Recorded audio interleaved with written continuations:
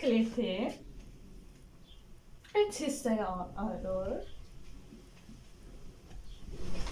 Deməli, kəllənin skeleti,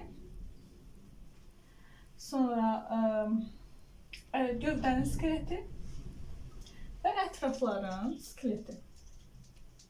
Bugün biz kəllənin skeleti haqqında danışacağıq. Ümumiyyətlə, kəllənin skeleti özü də 2 şöbəyə ayrılır.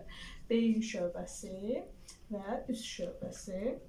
Beyin şöbəsində biz yenə də 2 hissəyə ayıracağıq. Amma öncə baxaq nə qədər sümük var. Beyin şöbəsində 8, üst şöbəsində isə 15 sümük var. Ümumilikdə kəllə skeletində 23 sümük vardır. Beyin şöbəsi özü də 2 hissəyə bölünür. Beyin şöbəsi olacaq kəllə qapağı sümükləri, qapağı, bir də kəllə əsası sümükləri. Deməli, kəllə qapağı sümüklərinə hansılardır? 2 ədəd gicgah, 2 ədəd təpə, 1 ədəd alın, 1 ədəd isə ənsə sümüyü aiddir.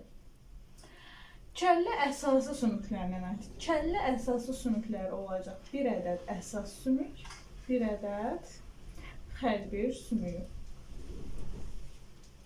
Bəs yaxşı, üst şöbəsinin sümükləri hansılardır? Gəlin onlara da baxaq. Deməli, üst şöbəsində olacaq, elə 2 yazıram, yəni cüt sümüklər bunlardır.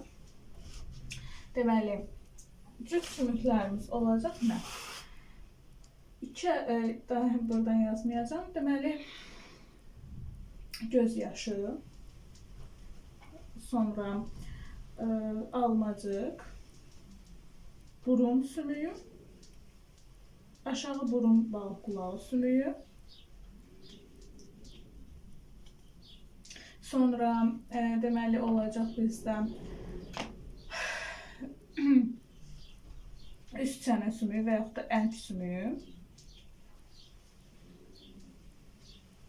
Deməli, bir də damaq sümüyü. Və tək sümüklər var. 1 ədəd olan sümüklər hansılardır üst şöbəsində. Burada olacaq, deməli, alt çənə sümüyü, alt çənə. 1 ədəd dil altı sümük və 1 ədəd də xış sümüyü.